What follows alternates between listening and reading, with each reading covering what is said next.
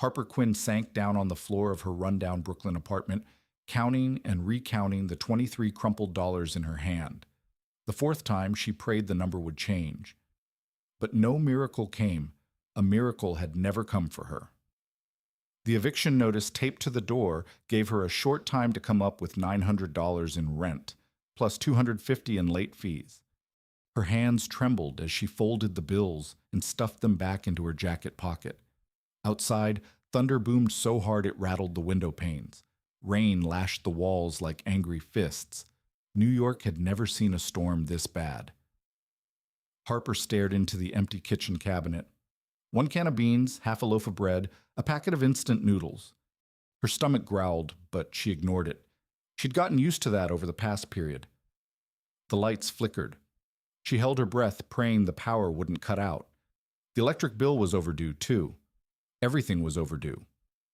Her phone buzzed, an automated message from the nursing home reminding her about Nana Evelyn's medical bill. $15,000. A number so big it didn't even feel real anymore. Recently, Harper had lost her job at Mount Sinai Hospital. Budget cuts, they'd said. Last in, first out. 4 years as a nurse, never late once, never a single complaint. None of it mattered. Since then, she'd sent out 53 applications. 53. Not one call back. Her nursing license was still valid, but no one hired a girl without connections, without someone to vouch for her. Her grandmother needed $400 worth of medication every month. Harper had sold everything she could, her laptop, her old phone, her nice clothes, even her mother's wedding ring, the only thing she had left of her parents. They died in a house fire when Harper was 7.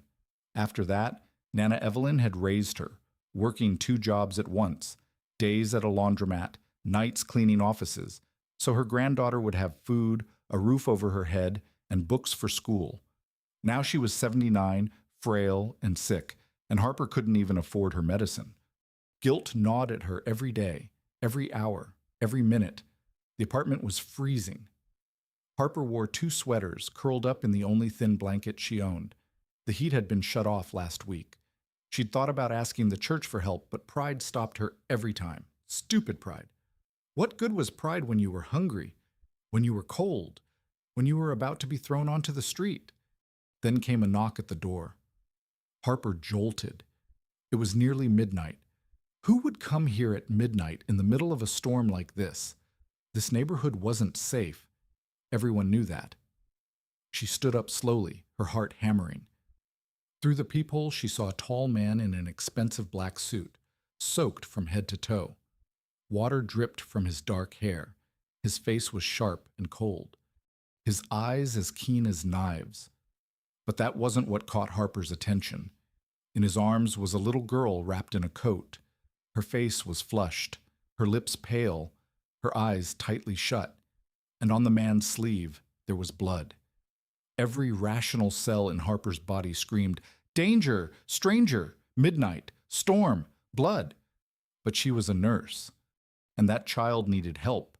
She recognized it instantly. High fever. A seizure could happen at any moment. Harper's hand was on the lock before her brain could catch up. She opened the door, and her life was never the same again. If this story touched your heart, please hit like to support it and share it with anyone who needs to hear it. Don't forget to subscribe so you won't miss the next moving story.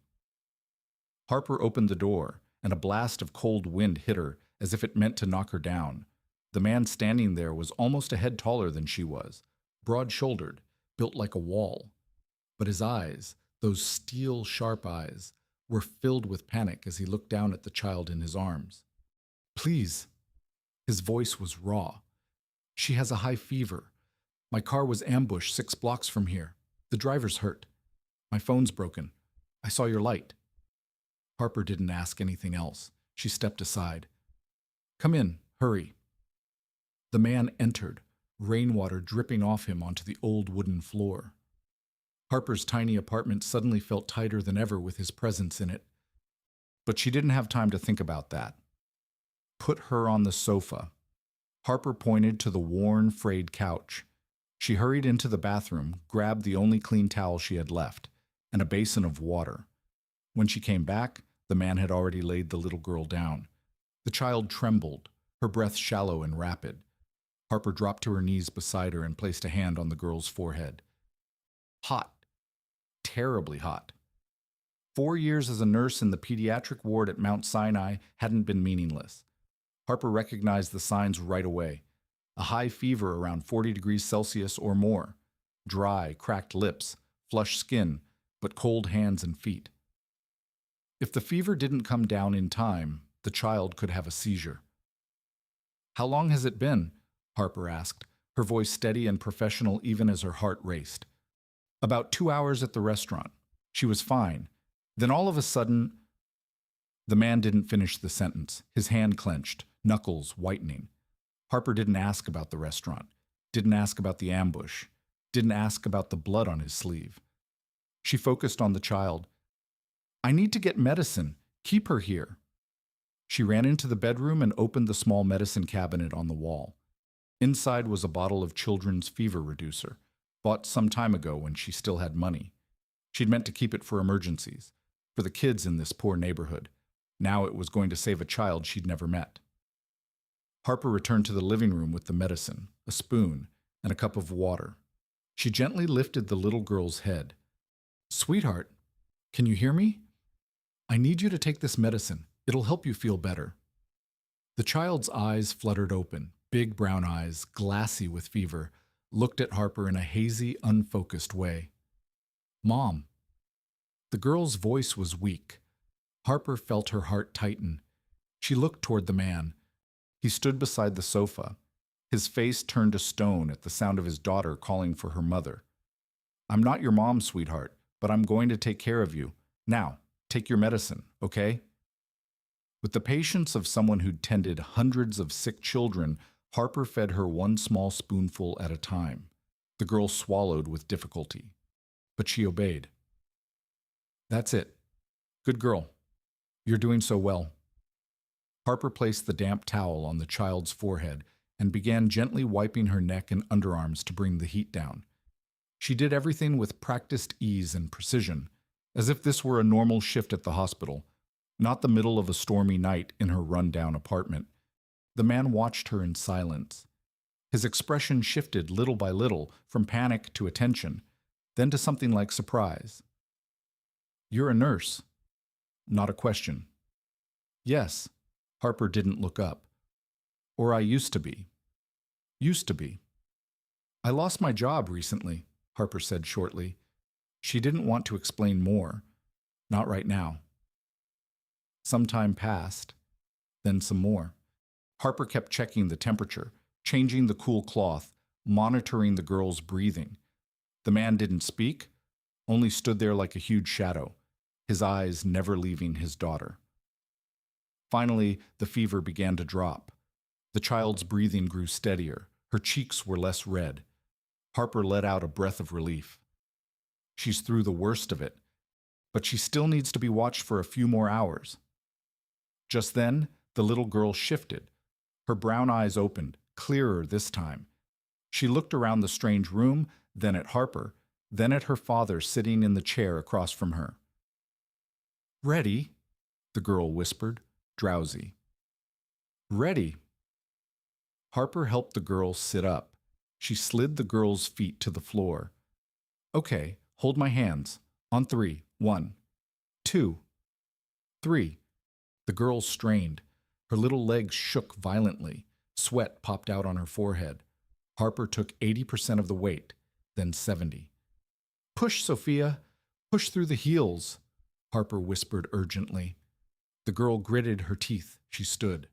Her knees were locked, shaking, but she was upright. I'm doing it. The girl squeaked. "You are. You're amazing." Suddenly the door handle turned. Harper gasped and shoved the girl back onto the bed, throwing the covers over her just as the door swung open. The hallway light flooded the room. A silhouette stood in the doorway. It wasn't a nurse. It wasn't a guard. It was Lorenzo, and he was holding a gun. "Get away from my daughter," he snarled, raising the weapon. Harper threw her hands up, placing her body between the gun and the child. "Mr. Vitale, please. It's not what you think." I told you, Lorenzo said, his voice shaking with rage. He stepped into the room, the silencer pointed directly at Harper's chest. I told you what happens to people who disobey me. Who sent you? The Ferraras? The FBI? No one. I'm helping her. Liar. Lorenzo cocked the hammer. You're hurting her. You're disturbing her peace. Daddy, no! The girl screamed. Lorenzo's eyes flicked to the bed. Sophia, close your eyes. No, Daddy, look. The girl threw the covers off. Before Harper could stop her, the girl swung her legs over the side of the bed. Sophia, don't, Harper cried. She wasn't strong enough yet to do it alone, but adrenaline is a powerful drug. The girl planted her feet on the hardwood floor. She grabbed the nightstand for balance. Her legs wobbled, knees knocking together. Lorenzo froze. The gun lowered slightly, his mouth parting in shock. The girl gritted her teeth, looked her father in the eye, and pushed. She rose. She stood there unsupported for 3 seconds, swaying like a sapling in a storm. I can walk, Daddy, she whispered. Then her knees buckled. Harper lunged forward and caught her before she hit the floor, cradling the child in her arms. Silence. Absolute, suffocating silence. Lorenzo dropped the gun. It hit the floor with a heavy thud. He fell to his knees, crawling across the room until he was right in front of them. He reached out a shaking hand, touching the girl's leg, then her face.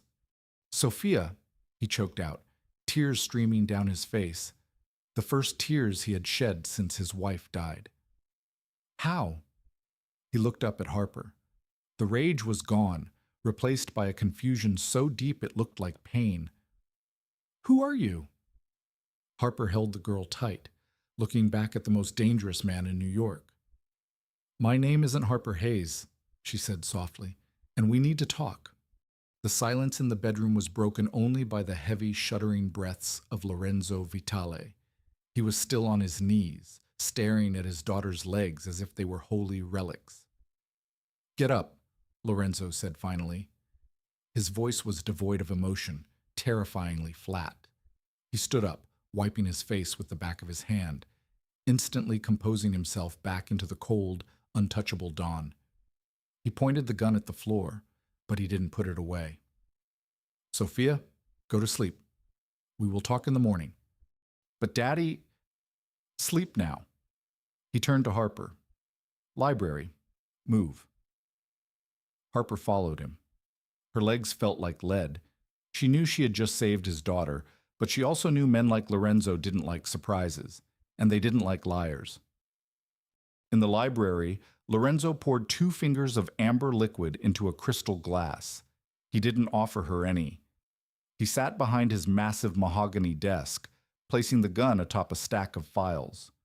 Start talking, he said, and if I detect a single lie, you won't leave this room. Harper took a deep breath. She straightened her spine. She wasn't a maid anymore. My name is Dr. Harper Quinn. Until 8 months ago, I was the chief of pediatric neurosurgery at Mount Sinai. Lorenzo's eyes flickered. He recognized the name. Quinn. The angel of death scandal. Harper flinched. The media had been cruel. That's what the tabloids called me. I performed a high-risk spinal reconstruction on the son of Senator Sterling. The surgery was a success, but 2 days later, the boy died of an embolism. The toxicology report showed a lethal dose of heparin in his system. You overdosed a senator's son? Lorenzo asked, raising an eyebrow. I didn't, Harper said, her voice shaking with suppressed rage. I prescribed the correct dosage. Someone changed the charts. Someone swapped the IV bags. I tried to prove it, but the hospital needed a scapegoat to avoid a lawsuit from the senator. They fired me. They stripped my license. The medical board blacklisted me.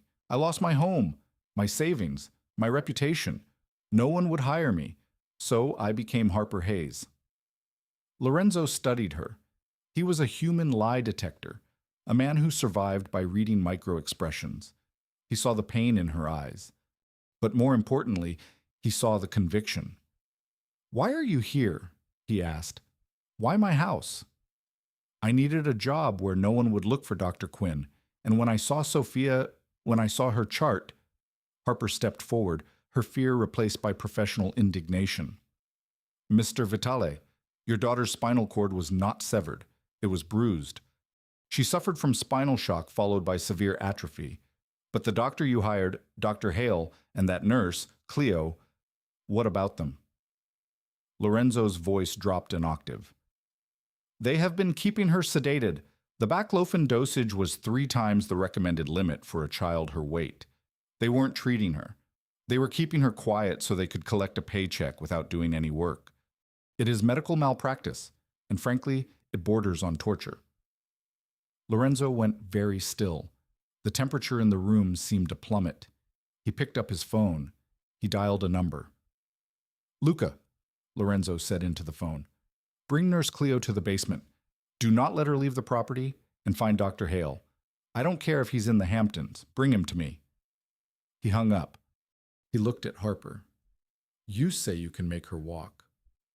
I can't promise a marathon, Harper said honestly, but she stood up tonight.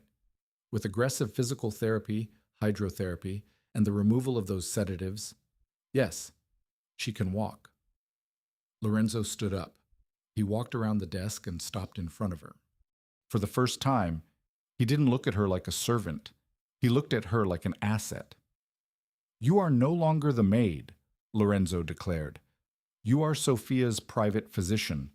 You will have whatever equipment you need. You will have a budget. You will move into the guest suite next to Sophia's room. Thank you, Mr. Vitale. Don't thank me yet, Lorenzo said, his eyes dark. Because if you fail, or if I find out you had anything to do with that senator's son dying, I will make your life very short. We have a deal. Harper looked at the gun on the desk, then at the man who would do anything for his daughter. We have a deal. 3 months passed. The transformation of the Vitale estate was absolute. The sunroom, once a place of stagnant depression, had been converted into a state-of-the-art rehabilitation center. Parallel bars, resistance bands, and a heated hydrotherapy pool had been installed. Sophia Vitale was a fighter.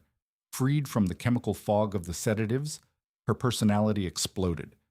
She was sassy, brilliant, and stubborn, just like her father. Come on, Sophia, pick up the knees, Harper shouted, clapping her hands. Sophia was in the parallel bars, sweat dripping down her nose. She wore custom-made leg braces. I hate this, she grunted. I know you hate it. Do it anyway. Sophia groaned, but she took another step, then another. She reached the end of the bars and looked up. Lorenzo was standing in the doorway. He had come home early. He leaned against the door frame, watching them. The hard lines of his face had softened over the last few months. He wasn't wearing his suit jacket, and his tie was loosened. Good form, Lorenzo said. Sophia beamed. Daddy, did you see? I did 10 laps. I saw, Lorenzo said, walking over. He kissed the top of her head. Go get cleaned up. Mrs. Rosa made lasagna. As Sophia was wheeled away by a new, much kinder, nurse named Beatrice, Lorenzo turned to Harper. You look tired, he said. It was the same thing he had said months ago, but the tone was different. It wasn't an accusation, it was concern. It's a good tired, Harper said, wiping her forehead with a towel. She felt self-conscious. She was wearing yoga pants and a tank top, her hair in a messy bun. Lorenzo looked like a GQ model, even after a day of running a criminal empire. Join me for a drink, Lorenzo asked. It was the first time he had invited her to spend time with him outside of discussing Sophia's medical charts. They sat on the terrace overlooking the expansive gardens. The sun was setting, painting the sky in violent shades of purple and orange. Lorenzo poured her a glass of vintage Bordeaux. I looked into your case, Lorenzo said suddenly. Harper froze, her glass halfway to her mouth. Senator Sterling's son. I have friends in the digital forensics world.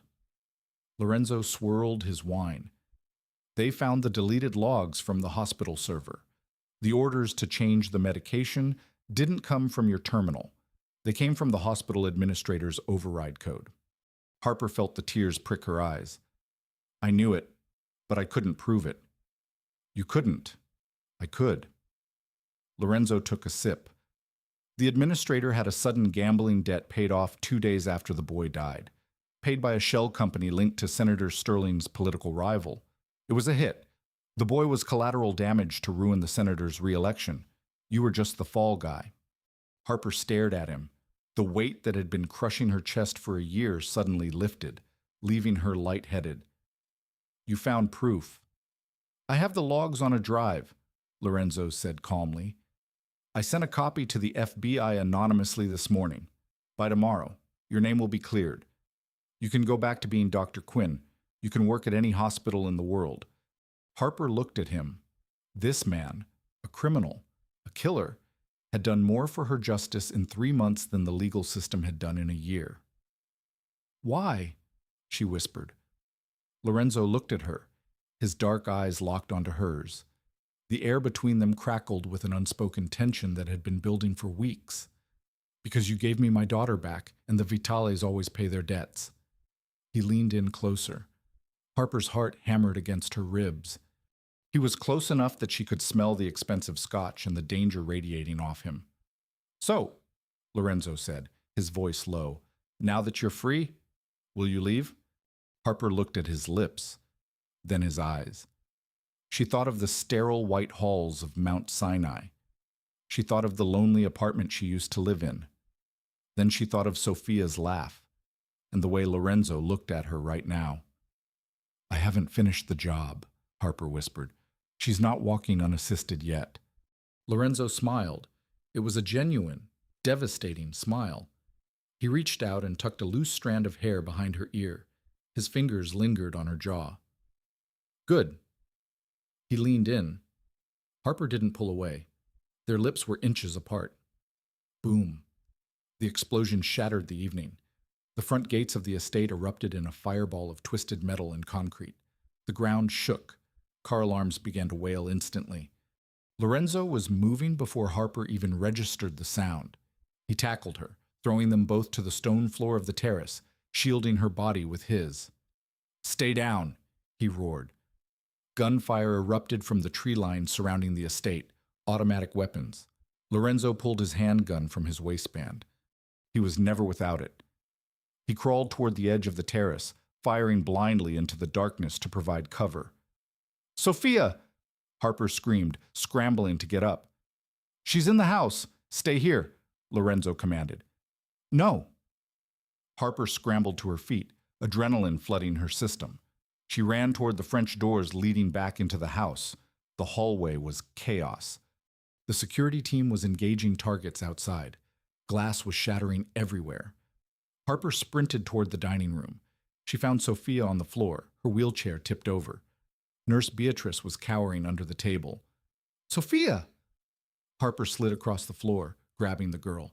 Clara, I'm scared. I've got you. Harper scooped the child up. She wasn't strong enough to run fast with a 7-year-old, but she had to try. Suddenly, the back door of the kitchen was kicked in. 2 men in black tactical gear stormed in. They weren't police. They wore masks with a silver viper emblem stitched on the neck. The Valentis, the rival family. One of the men spotted Harper. He raised his rifle.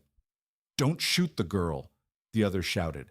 The boss wants her alive. She's the leverage. The man marched forward, grabbing Harper by the hair. She screamed, lashing out, clawing at his face. She managed to rip his mask slightly, revealing a scar on his chin. Let her go. Lorenzo appeared in the doorway of the kitchen, his suit covered in dust, his gun raised. But he was too late. The second gunman had a pistol pressed to Sophia's head. Drop it, Vitale, the gunman shouted. Drop it, or the miracle child dies. Lorenzo froze. His eyes were wide, filled with a terror Harper had never seen. Slowly, he lowered his gun. He placed it on the floor. Let them go, Lorenzo said, his voice shaking. Take me. I'm the one you want. The gunman laughed. No, Lorenzo. You took our shipment. You humiliated the Valentis. We don't want you dead. We want you to suffer. The man holding Harper pistol-whipped her. The world exploded in white light, and she crumpled to the floor, semi-conscious. Through her blurring vision, she saw them dragging Sophia away. She heard Sophia screaming, "Daddy! Harper! No!" Lorenzo lunged forward, but the gunman shot him. Lorenzo fell back, clutching his shoulder, blood spurting through his fingers. The men dragged Sophia out the back door into the night. Harper lay on the cold tiles, her vision fading to black. The last thing she saw was Lorenzo, the invincible Mafia Don, crawling across the floor toward the door, leaving a trail of blood, reaching out for the daughter he had just lost again. The silence that followed the raid was heavier than the gunfire. The kitchen looked like a slaughterhouse, shattered porcelain, bullet holes in the custom cabinetry, and blood, too much blood, smearing the pristine white marble. Harper gasped, pulling herself up from the cold floor. Her head throbbed where the pistol had struck her, a warm trickle of blood running down her temple. "Lorenzo," she croaked. Lorenzo Marino was propped up against the refrigerator, his face the color of ash. His left hand was clamped tight over his right shoulder, blood seeping through his fingers in a steady, dark rhythm. "Go!" Lorenzo wheezed, his teeth gritted in agony. Call the capos! Tell them code red!" Harper didn't call anyone. She scrambled over to him, her medical training overriding her terror. She peeled his hand away. The bullet had passed through the deltoid, missing the bone but nicking the artery. It was a through and through, but he was losing blood fast. "We need an ambulance," Harper said, pressing her palm against the wound. "No hospitals," Lorenzo snarled, grabbing her wrist with surprising strength. "Police questions. Child services take Sophia." "No, you'll bleed out." "Then fix it." Lorenzo stared at her, his eyes burning with a feverish intensity. "You're a surgeon. Fix me. Then we get her back." Harper looked at the wound, then at the man. He was right. If they went public, the Valentis would kill Sophia to eliminate the witness. They were on their own. "I need your medkit from the gym," Harper ordered, her voice hardening. "And vodka and a sewing kit." 10 minutes later, Lorenzo Marino lay on his own kitchen island while Harper Quinn performed field surgery without anesthesia. She poured the high-proof vodka over the wound to sterilize it. Lorenzo didn't scream. He just bit down on a leather belt until his jaw popped. Harper's hands, usually steady for delicate spinal work, were slick with sweat. She used a pair of sterilized tweezers to remove debris, then threaded a needle. "Talk to me," Harper said, piercing his skin. "Keep yourself conscious." Lorenzo hissed through his teeth. The alarm didn't go off. The perimeter sensors were dead. What does that mean? Harper tied off the first suture. "It means someone turned them off. Someone inside. Who has access?" "Only 3 people, me, you." Lorenzo's eyes fluttered, then focused. "And Luca." Harper froze. Luca, the head of security. The man who had driven her to the house on her first day. The man who had smiled at Sophia just yesterday. "Luca was guarding the back gate," Harper whispered. "That's where they came in." "He sold us," Lorenzo spat. 10 years. He sold my daughter for cash." Harper finished the last stitch. She bandaged the wound tightly with compression tape. "You've lost a liter of blood. You need fluids. You can't fight." Lorenzo sat up, swaying dangerously. He grabbed the counter to steady himself. "I don't need blood. I need a gun." He stumbled toward the hidden panel in the pantry, punching in a code. The wall slid open to reveal an armory that would make a SWAT team jealous. Lorenzo grabbed a fresh shirt, wincing as he pulled it over his bandages, then strapped on a tactical vest.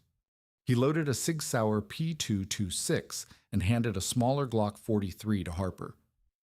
"Do you know how to use this?" Harper looked at the heavy metal object. "I heal people. I don't shoot them." "Tonight, you might have to do both." Lorenzo checked the slide. "Luca has a tracker in his car. Standard protocol for my lieutenants. I just pulled the log. He's at the desolate shipping yards in Newark, Section 4. That's Valenti territory." "Yes, it's where they kill people, where no one can hear the screams." Lorenzo walked toward the garage. He looked back at her. Stay here, Harper. Lock the doors. Harper grabbed the Glock and followed him.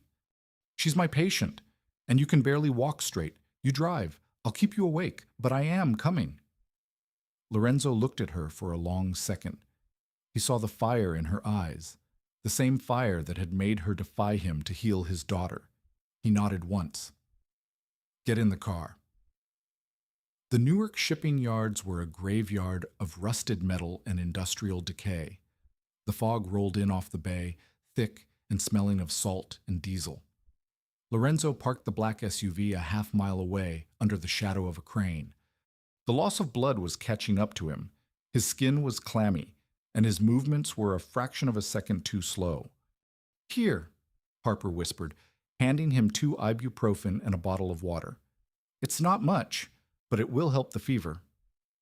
Lorenzo swallowed them dry. There, the warehouse with the yellow light.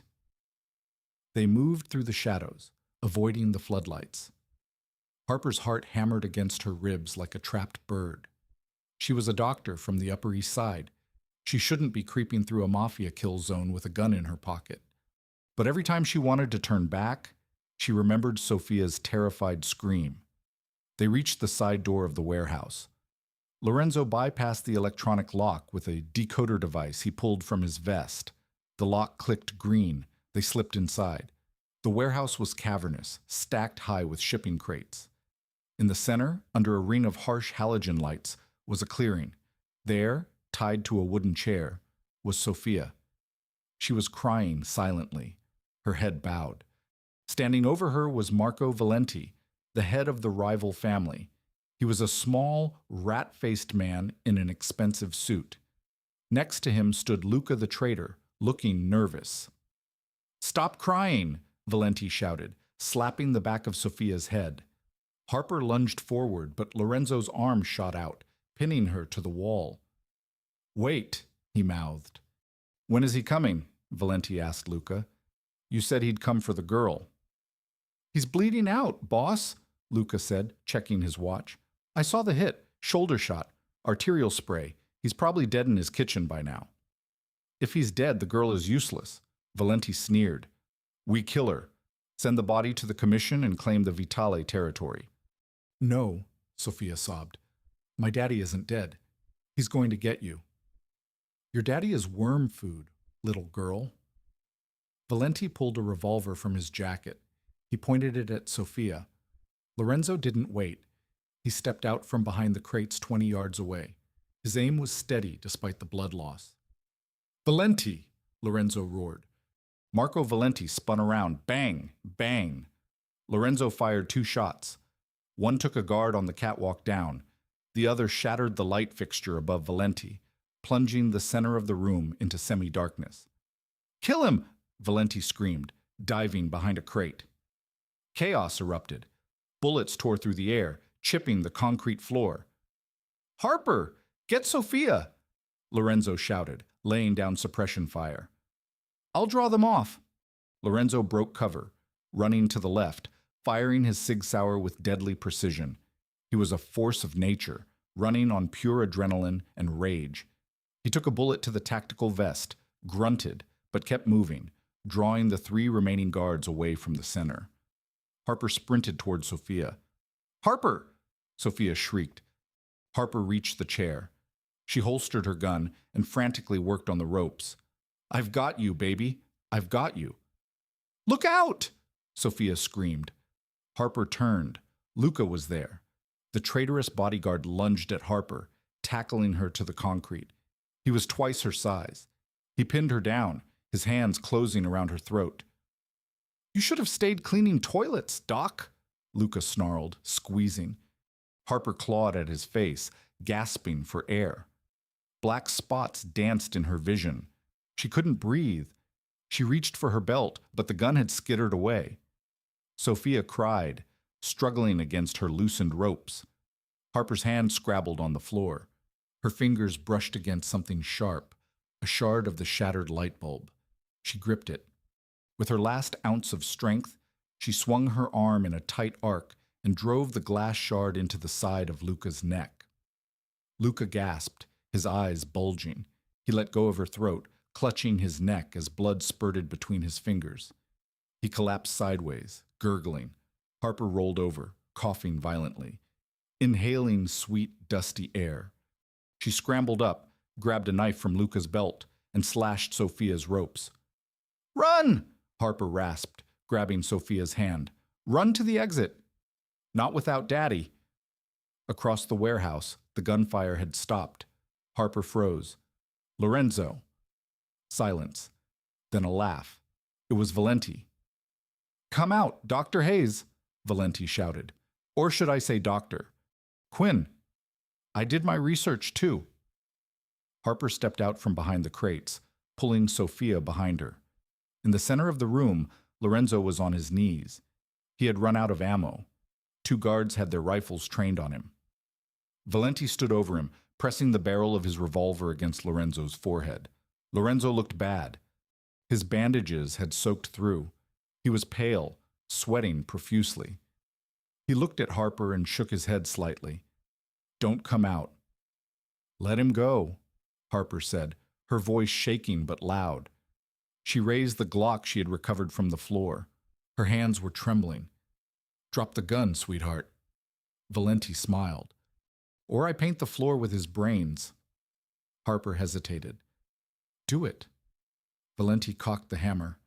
Harper slowly lowered the gun. She kicked it away. "Good." Valenti sneered. "Now bring the girl here. We're going to have a little family reunion before I end the Vitale line for good." Harper walked forward, Sophia clutching her hand. She looked at Lorenzo. He looked defeated, his eyes full of apology.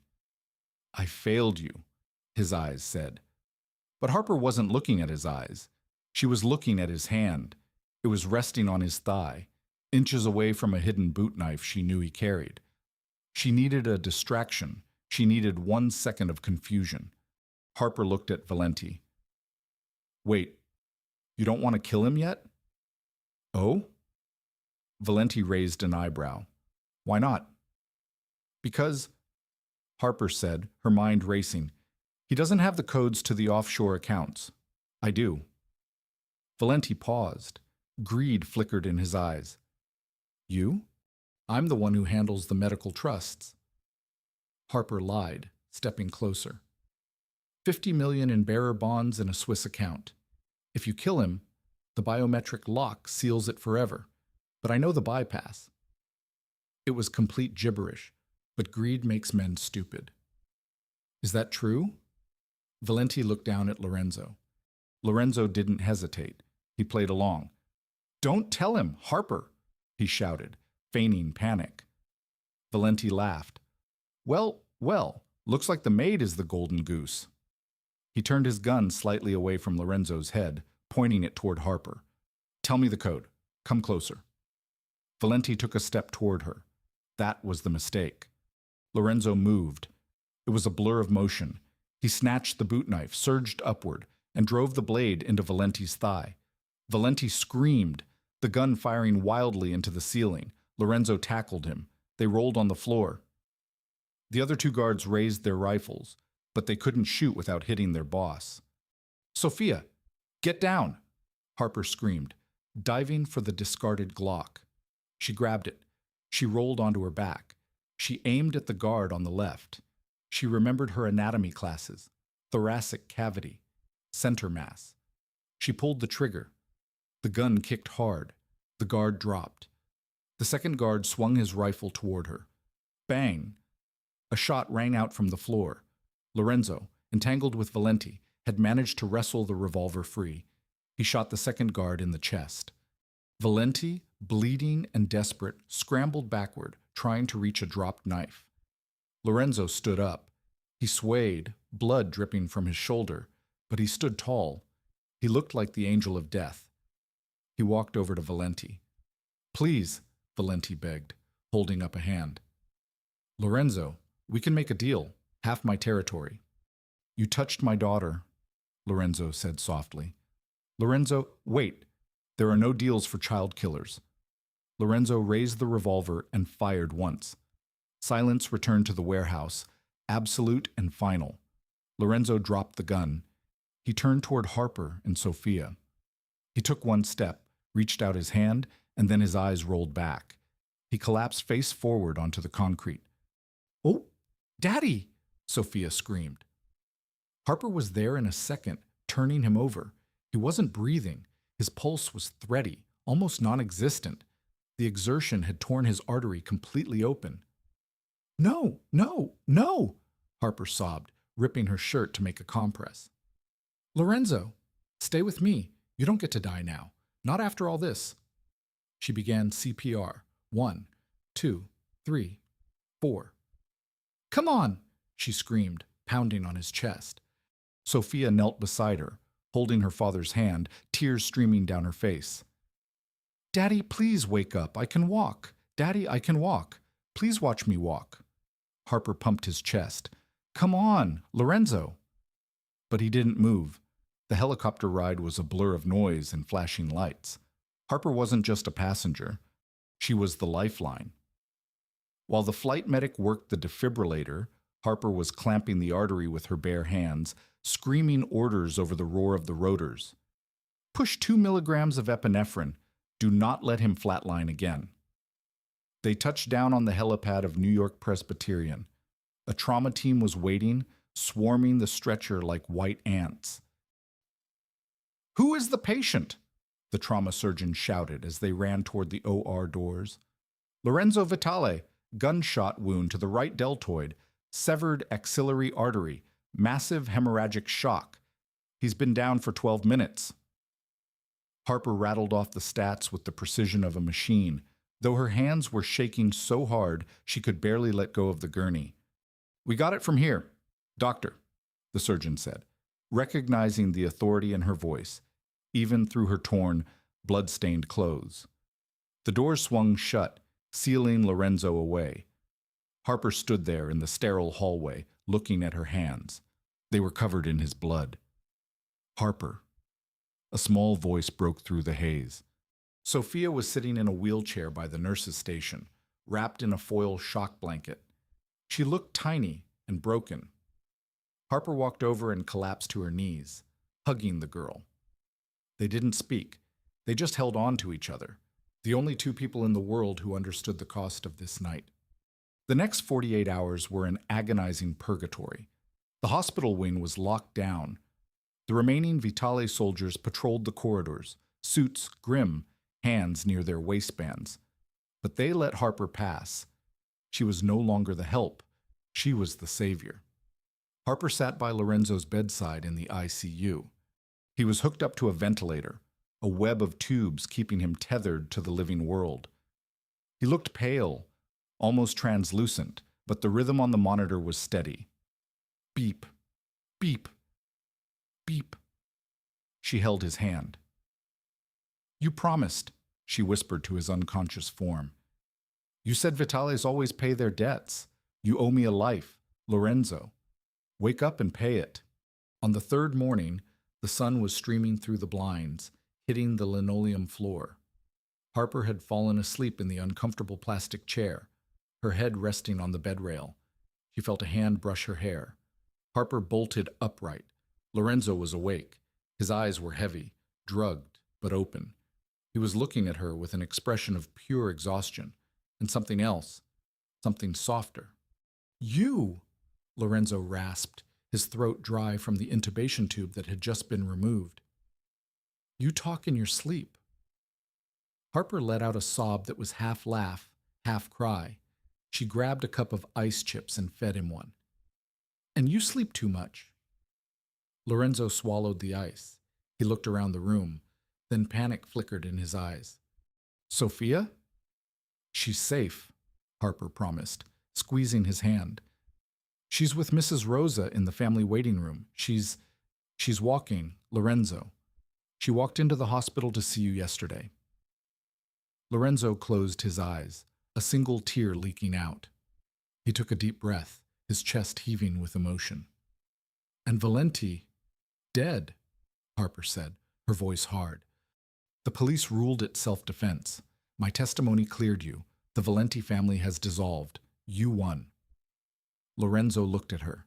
He squeezed her hand, his grip weak but determined. "I didn't win. We won."